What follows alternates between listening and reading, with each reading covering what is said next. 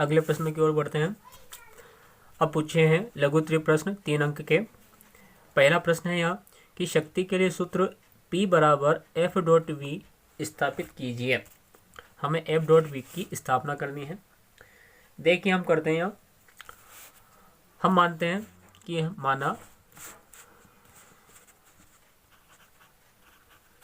माना T समय तक बल लगाकर T समय तक बल F लगाकर किसी वस्तु पर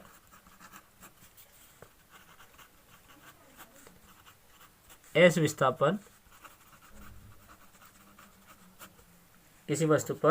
विस्थापन किया जाता है।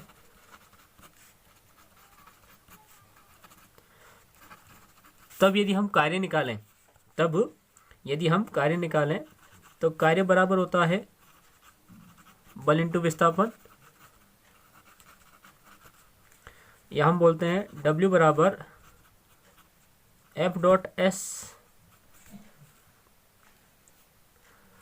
अब हम शक्ति निकालते हैं इसके बाद। तो शक्ति का सूत्र होता है शक्ति बराबर कार्य बटा समय। तो यहाँ से शक्ति P बराबर हो जाएगा W बटा T। W की वैल्यू ये वाली है F डॉट S, तो हम लिखेंगे यहाँ P equal F dot S upon T, और विस्थापन बटे समय S अपॉन T। तो जो विस्थापन बटा समय होता है इसको वेग बोला जाता है। तो यानी कि हम S अपॉन T के जगह पे जो वेग है V ये पुट कर देंगे। तो ये बन जाएगा यहाँ से P बराबर F डॉट V। तो ये हमने सीधे यहाँ पर कर दिया है ना। V यहाँ पर वेग है, F यहाँ पर बल है और P यहाँ पर शक्ति है। आपने को यही सीधे करना था, ये प्रूव हो चुका है। अगला प्रश्न देखिए। कोई बाइक 5 मीटर प्रति सेकंड के एक समान वेग से गतिमान है। यदि सड़क द्वारा टायर पर 300 न्यूटन का घर्षण बल आरोपित किया जाता है या होता है तो बाइक के इंजन की शक्ति ज्ञात कीजिए। शक्ति ज्ञात करना है तो जो दो यहाँ पर दे रखा है हम लिखें। एक तो वेग दे रखा है यहाँ 5 मीटर प्रति सेकंड, तो दूसरा है वेग दिया हुआ है, लिखें हम वेग v बराबर 5 मीटर प्रति सेकंड। और एक दिया हुआ था यहाँ कि सड़क द्वारा टायर पर 300 न्यूटन का बल आरोपित होता है। तो बल बराबर 300 न्यूटन। शक्ति निकालनी है। देखिए अभी हाल हमने सूत्र प्राप्त किया P बराबर F डॉट V होता है। तो शक्ति P बराबर F डॉट V, F की वैल्यू यहाँ रखे अपन, तो 300 इंटू V, वेग 5 है यहाँ पर, इन दोनों का इंटू करेंगे तो आ जाएगा 1500, 1500। ये आ गई यहाँ पर शक्ति, और शक्ति का मात्रक होता है वाट। तो ये इसका आंसर प्राप्त हो गया। अगला देखिए प्रश्न कि किसी भवन के भूतल पर लगा पंप 30 घन मीटर आयतन की पानी की टंकी को 15 मिनट में भर देता है। यदि टंकी भूतल से 40 मीटर ऊपर हो तो पंप द्वारा व्यय शक्ति ज्ञात कीजिए। शक्ति ज्ञात करनी है और यहाँ पर जी का जो मान है गुरुत्वीय त्वरण वो हमें 10 मीटर प्रति सेकंड स्क्वायर लिखना है। तो जो दिया हुआ है वो हम यहाँ लिखे। देखिए हम लिखते हैं यहाँ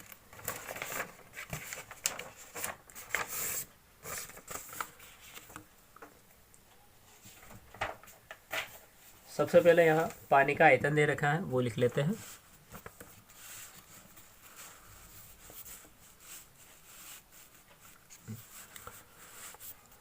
तो यहाँ दे रखा है पानी का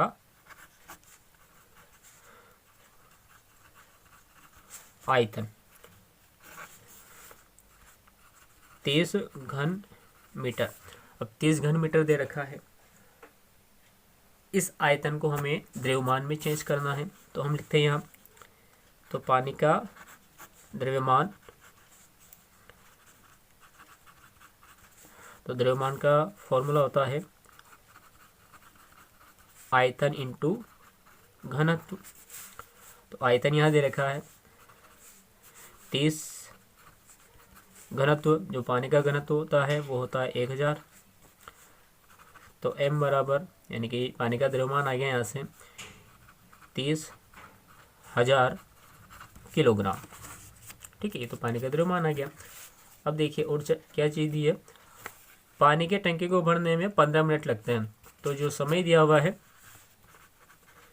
समय t बराबर दिया हुआ है 15 मिनट।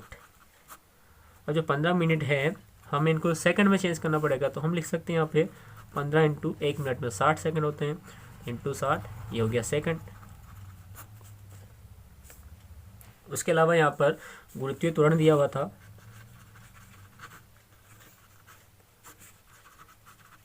g बराबर 10 मीटर प्रति सेकंड स्क्वायर। और यहाँ पर भूतल से जो टंकी की ऊंचाई दी थी वो 40 मीटर दी थी। तो टंकी की ऊंचाई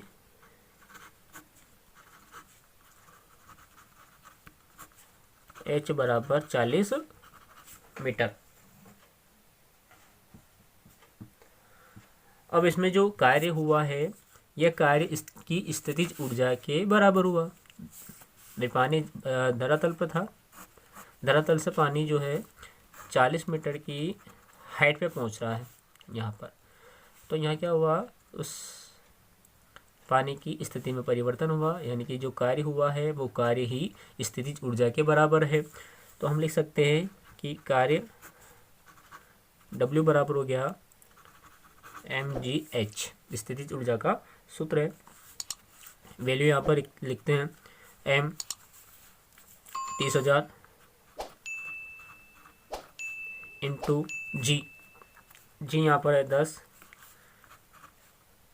h यहाँ पर 40।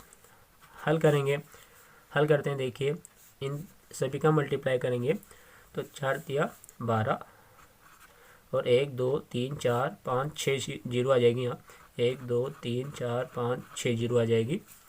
और जो कार्य आया है ये जूल में आया है।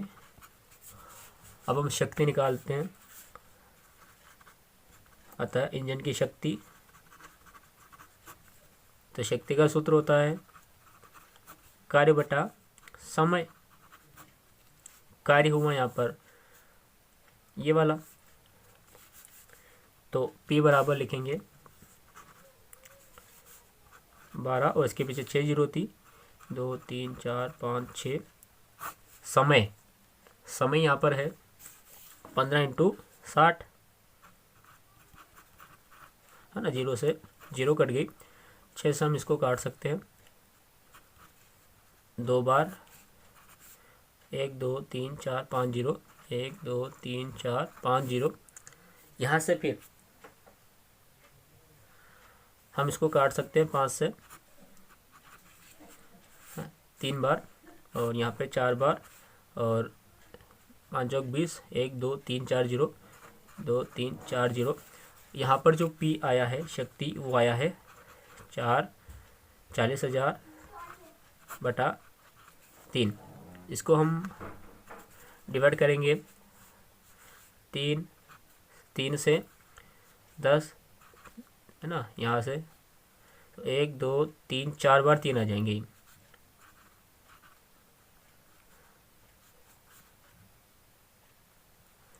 तीन एकम 3, 1 बचा 10 हो गए, 3 तिया 9, 1 3 तिया 9, 1 3 तिया 9, फिर 1 3 तिया 9.33 ये चलता जाएगा। तो इसे एवरेज में हम लिख सकते हैं। ये आंसर भी सही है, पीछे हम वाट लिख देंगे, या लगभग 13,333 वाट लगभग ये इसके आंसर आ जाएंगे। अगला प्रश्न देखते हैं हम।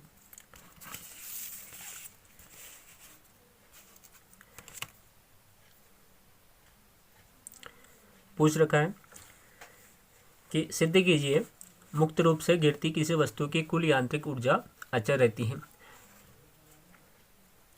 गिरती हुई वस्तु, वो भी स्वतंत्रता पूर्वक। तो मानते हैं कि कोई m द्रव्यमान की वस्तु थी जो पृथ्वी तल से h ऊंचाई पर है, जो पृथ्वी तल से h ऊंचाई पर है, यहाँ से लेकर यहाँ तक की जो हाइट है, इसकी ऊंचाई है वो h है, m द्रव्यमान की वस्तु। यहाँ से एक गिरती है तो प्रारंभ में इसका जो वेग है वो तो शून्य रहता है, क्योंकि गिरती गुरुत्वीय त्वरण की वजह से है, गुरुत्वाकर्षण की वजह से है। अब हमें बताना है कि इसकी जो यांत्रिक ऊर्जा है वो अचर रहती है। यांत्रिक ऊर्जा का मतलब होता है इसकी स्थितिज ऊर्जा प्लस इसकी गतिज ऊर्जा, इन दोनों का जो योग है वो नियत रहता है। हम मानते हैं कि यहाँ ये 3 स्थितियाँ हैं। पहली स्थिति ये, दूसरी स्थिति बी और तीसरी स्थिति सी। हम मानते हैं कि ए बिंदु से बी बिंदु आने में यह विस्थापन x तय करती है। तो इसका मतलब हुआ कि यहाँ से यहाँ तक की जो इसकी ऊंचाई है वो हो जाएगी h माइनस एक्स, जो इसकी ऊंचाई हो गई।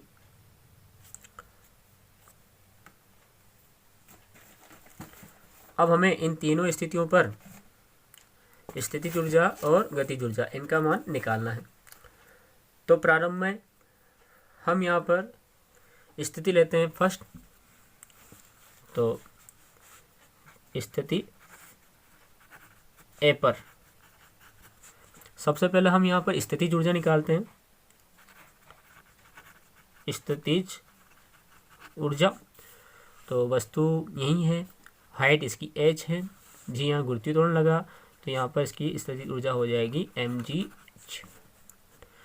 गतिज ऊर्जा भी देखते हैं। यहाँ इसकी गतिज ऊर्जा, यहाँ तो हमने वस्तु केवल छोड़ा था तो इसका कोई वेग नहीं था। जब कोई वेग नहीं था तो इसकी कोई गतिज ऊर्जा भी प्राप्त नहीं होगी, तो इसकी गतिज ऊर्जा इस स्थिति में आ जाएगी 0। अतः जो यांत्रिक ऊर्जा है, यांत्रिक ऊर्जा बराबर हम लिखेंगे स्थितिज ऊर्जा प्लस गतिज ऊर्जा। तो स्थितिज ऊर्जा है यहाँ mgh और गतिज ऊर्जा है यहाँ 0। तो इस स्थिति में जो हमें यांत्रिक ऊर्जा मिली है वो मिली है mgh। अब स्थिति बी की बात कर लेते हैं हम। सेकंड स्थिति बी पर हम देखते हैं तो ये वस्तु जो है ये x विस्थापन इसने तय कर लिया और इसकी जो ऊंचाई है वो पृथ्वी तल से h माइनस एक्स बची है। तो स्थितिज ऊर्जा निकालते हैं सबसे पहले।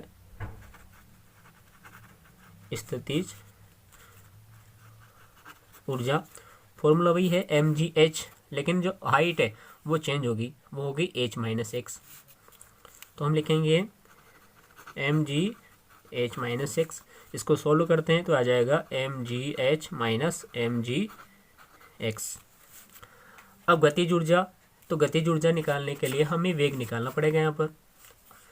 तो यहाँ वस्तु यहाँ से यहाँ आई तो उसके वेग में कुछ परिवर्तन हुआ, तो मतलब इसका वेग हमें कुछ प्राप्त हुआ। तो मान के चले कि यहाँ पर इसका जो वेग है, यहाँ आते आते इसका वेग v1 हो गया और यहाँ पहुँचते पहुँचते का जो वेग है ये v2 हो जाएगा। तो v1 निकाल लेते हैं। तो वेग निकालने के लिए हम यहाँ यूज़ करेंगे गति का तृतीय समीकरण। गति के तृतीय समीकरण से जो होता है v² बराबर u² प्लस 2as। v² वेग यहाँ पे v1 हुआ था, तो v1 का स्क्वायर, u शुरुआत में उसका वेग 0 था तो 0 का स्क्वायर, प्लस 2a यानी कि त्वरण तो g है, और x h यानी कि विस्थापन तो x है। तो यहाँ से जो v1 स्क्वायर की वैल्यू आई है वो आ गई है 2gx। तो हम गतिज ऊर्जा निकाल लेते हैं यहाँ से। इसलिए गतिज ऊर्जा बराबर होता है 1/2 mv स्क्वायर, तो v यहाँ पर 1 है तो v1 स्क्वायर। तो यहाँ से जो गतिज ऊर्जा प्राप्त हुई है वो आ गई है 1/2 m इंटू 2gx, 2 से 2 कैंसिल हो गया, mgx। अतः इसकी जो यांत्रिक ऊर्जा आ जाएगी इस स्थिति में वो हो जाएगी स्थितिज प्लस गतिज। तो स्थितिज है इसकी ये mgh minus mgx, mgh minus mgx, और गतिज है इसकी mgx, तो प्लस mgx, mgx से mgx कट गया। तो यहाँ पर इसकी जो स्थिति यांत्रिक ऊर्जा आ गई है वो आ गई है mgh। इक्वेशन नंबर 2 देखिए, इक्वेशन फर्स्ट में भी हमें mgh प्राप्त हुआ था, इक्वेशन सेकंड में भी हमें mgh प्राप्त हुआ है।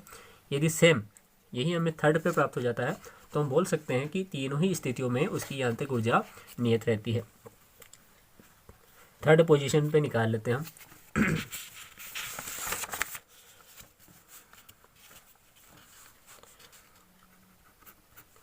स्थिति सी पर यहाँ पर क्या हो, वस्तु ऊपर से बिल्कुल नीचे आ गई है, मतलब कि उसकी ऊंचाई तो कुछ भी नहीं रही, तो हाइट तो होगी इसकी 0, यानी कि जो स्थितिज ऊर्जा है वो तो हो जाएगी इसकी 0। तो सी पर जो इसकी स्थितिज ऊर्जा वो तो हो गई 0, क्योंकि पृथ्वी तल पर प्राप्त आ गई वस्तु। और गतिज ऊर्जा निकालनी है तो ये वस्तु यहाँ से यहाँ तक आते आते इसका वेग जो है ये v2 हो गया। तो गतिज ऊर्जा निकालने के लिए सबसे पहले हमें वेग निकालना पड़ेगा। तो गति के तृतीय समीकरण से पुनः गति का तृतीय समीकरण लगाया, जो होता है v स्क्वायर बराबर u स्क्वायर प्लस 2as। अब की बार जो s है यहाँ पर विस्थापन है, तो विस्थापन ऊपर से नीचे तक का ये ऊंचाई थी एक तरह से, h ये विस्थापन आ गया यहाँ। तो ये हम लिखेंगे v2 square equal to 0 square plus 2 a की जगह g, x की जगह h। तो यहाँ से जो v2 स्क्वायर की वैल्यू आई है वो आ गई है 2gh। अतः गतिज ऊर्जा फॉर्मूला 1/2 mv स्क्वायर, 2 है तो mv2 स्क्वायर, तो यहाँ से 1/2 mv2 स्क्वायर की वैल्यू 2gh है, तो इंटू 2gh, 2 से 2 कैंसिल हो गया। तो इसकी गतिज ऊर्जा आ गई है mgh। तो हम इसकी यांत्रिक ऊर्जा निकाल लेते हैं। तो इस स्थिति में इसकी यांत्रिक ऊर्जा बराबर स्थितिज ऊर्जा प्लस गतिज ऊर्जा। स्थितिज है यहाँ 0, गतिज है mgh, दोनों को जोड़ा तो यह आ गया mgh। समीकरण नंबर 3 देखिए, समीकरण नंबर 1 में भी mgh प्राप्त हुआ था, 2 में भी mgh प्राप्त हुआ है, 3 में भी mgh प्राप्त हुआ है। तो हम बोल सकते हैं समीकरण 1, 2 व 3 से स्पष्ट है कि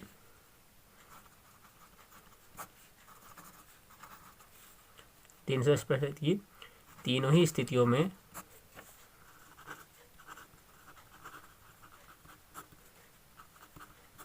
यांत्रिक ऊर्जा का मान समान है। जब इसका मान समान है तो हम बोल सकते हैं कि मुक्त रूप से गिरती हुई किसी वस्तु की कुल यांत्रिक ऊर्जा अचर रहती है। ये लाइन हम यहाँ लिख देंगे लास्ट में।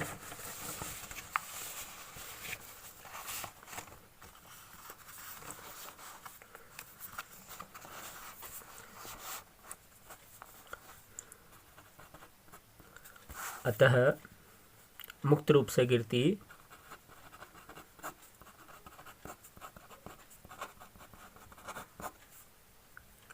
गिरती किसी वस्तु की कुल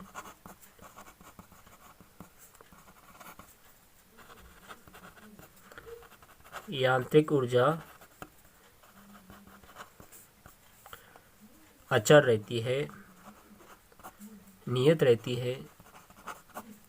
ये हो गया। अगला प्रश्न है कि संरक्षी बल एवं असंरक्षी बल में अंतर स्पष्ट कीजिए। क्योंकि 3 अंक का है इसलिए हमने यहाँ पर 3 अंतर इसमें शामिल किए हैं। देखिए अंतर, यहाँ पर अंतर हमने लिखा है संरक्षी और असंरक्षी बल में। पहला, बंद पथ के अनुदिश किया गया कार्य शून्य होता है। संरक्षी बल में बंद पथ के अनुदिश कार्य होता है वो शून्य होता है, जबकि इसमें शून्य नहीं होता है। तो लिख देंगे कि बंद पथ के अनुदिश किया गया कार्य शून्य नहीं होता है। संरक्षी बल में किया गया कार्य पथ पर निर्भर नहीं करता है, इसमें करता है। तो हमने लिख दिया कि किया गया कार्य पथ पर निर्भर करता है। उदाहरण लिख दिया अगले अंतर में। तो इनके उदाहरण हमने 2 उदाहरण यहाँ शामिल किए हैं। गुरुत्वाकर्षण बल है, स्थिर विद्युत बल है। और संरक्षी बल के अंदर उदाहरण आए हैं घर्षण बल तथा श्यान बल। देखिए अगला प्रश्न कि किसी स्प्रिंग को खींचने या दबाने पर संचित स्थितिज ऊर्जा के लिए सूत्र स्थापित कीजिए। हम जब स्प्रिंग को दबाते हैं, खींचते हैं, तो उसमें जो संचित ऊर्जा होती है वो होती है प्रत्यास्थ स्थितिज ऊर्जा के रूप में। उसके लिए हमें सूत्र स्थापित करना है। तो देखिए,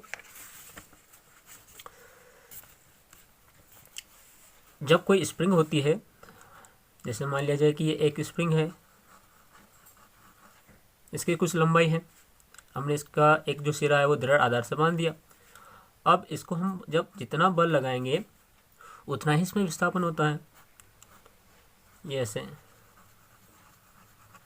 मान लीजिए हमने इसको ये बल से खींचा, तो इसमें यहाँ से यहाँ तक का जो विस्थापन है वो एक से विस्थापन उत्पन्न हो गया। तो यानी कि जितना बल लगाएंगे उतना विस्थापन यहाँ पर होता है। तो हम बोल सकते हैं कि स्प्रिंग को खींचने में या दबाने में हम जितना कार्य करते हैं, तो उस पर जितना बल लगाते हैं तो वो बल उसके विस्थापन के अनुक्रमानुपाती होता है। यानी कि बल F अनुक्रमानुपाती x। चिन्ह हटाते हैं तो एक नियतांक आता है F बराबर kx। k एक नियतांक होता है। इस k को हम बोलते हैं स्प्रिंग नियतांक। k को हम बोलते हैं स्प्रिंग नियतांक। बल को बोला जाता है, यहाँ पे k को बोला जाता है स्प्रिंग नियतांक। अब यहाँ पर जो हमने कार्य किया है यही कार्य उसमें स्थितिज ऊर्जा के रूप में संचित होता है। तो जितना कार्य है वही यहाँ पर इसकी स्थितिज ऊर्जा है। इसको हमने इक्वेशन नंबर 1 दे दिया। अब कार्य निकालने के लिए यानी कि स्थितिज ऊर्जा निकालने के लिए हम यहाँ एक ग्राफ खींचते हैं।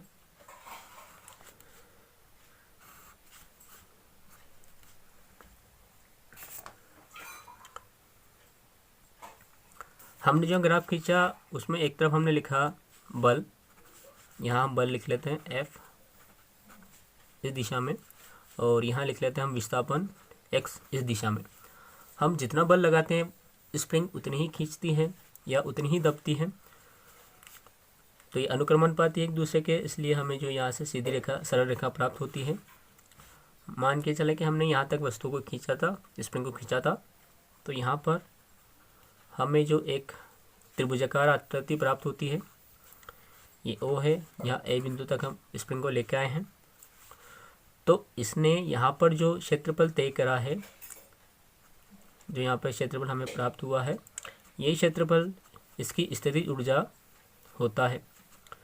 तो स्थितिज ऊर्जा निकालने के लिए हम इसका क्षेत्रफल ज्ञात कर लेते हैं।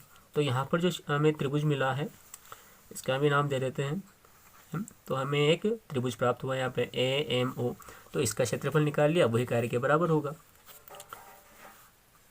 और ये जो ग्राफ है, इस ग्राफ को हम बोलते हैं बल विस्थापन ग्राफ। बल विस्थापन ग्राफ। तो बल विस्थापन ग्राफ से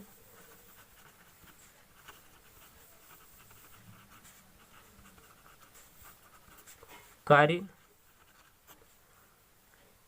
जो कि स्थितिज ऊर्जा के बराबर था, यहाँ डायरेक्ट हम लिख सकते हैं कि स्थितिज ऊर्जा बराबर बल विस्थापन ग्राफ में त्रिभुज, समकोण त्रिभुज AMO द्वारा घेरा क्षेत्रफल। तो हम लिख देंगे त्रिभुज AMO का क्षेत्रफल। तो क्षेत्रफल का फॉर्मूला होता है 1/2 आधार इंटू ऊंचाई। यहाँ हम देखें चित्र में जो ग्राफ हमने बनाया था, तो आधार हम यहाँ पर x है और इसकी ऊंचाई जो है f है। तो ये हो गया 1/2 x इंटू f।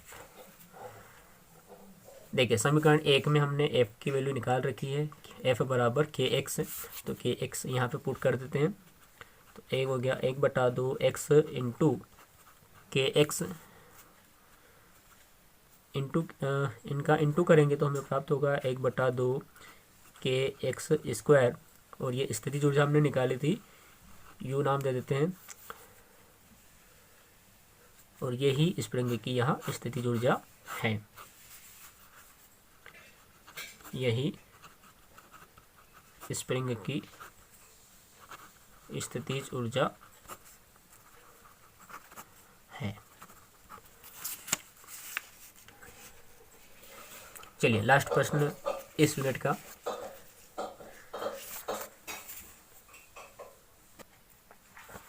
पूछा है कोई साइकिल सवार ब्रेक लगाने पर फिसलता हुआ 10 मीटर दूर जाकर रुकता है, 10 मीटर दूर जाकर रुकता है। इस प्रक्रिया की अवधि में सड़क द्वारा साइकिल पर लगाया गया बल 200 न्यूटन है, लगाया गया बल 200 न्यूटन है, जो उसकी गति के विपरीत है। सड़क द्वारा साइकिल पर किए गए कार्य की गणना कीजिए। तो देखिए सबसे पहले तो हमने यहाँ से पता लगाया है जी जो कार्य हो रहा है वो ऋणात्मक कार्य हो रहा है। जब ऋणात्मक कार्य होता है तो उस समय जो यहाँ पर कोण बनता है वो कोण बनता है 180 डिग्री था, क्योंकि सरल रेखा में गति है और परस्पर विपरीत है। तो 180 डिग्री लिख दें या पाई रेडियन लिख दें, और यहाँ पर दिया हुआ है उसकी जो विस्थापन है वो 10 मीटर है, तो यानी कि विस्थापन d, s भी बोलते हैं d भी बोलते हैं, तो d बराबर 10 मीटर है। और जो बल लगाया है F वो है यहाँ 200 न्यूटन।